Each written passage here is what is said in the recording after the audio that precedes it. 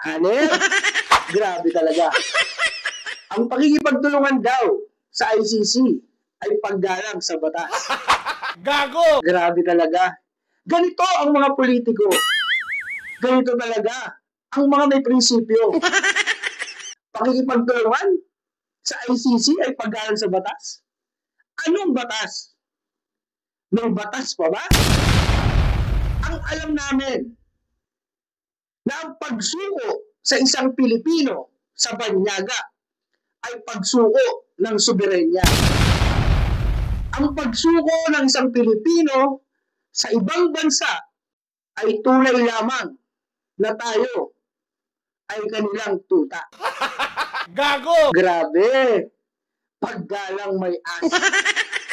Wala na nga tayong ginagalang na batas.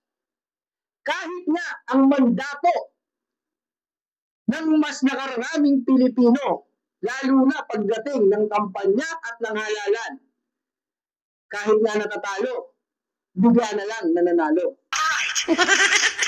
Hanep! Paggalang sa batas. Anong batas ang ginagalang ninyo? Ingat!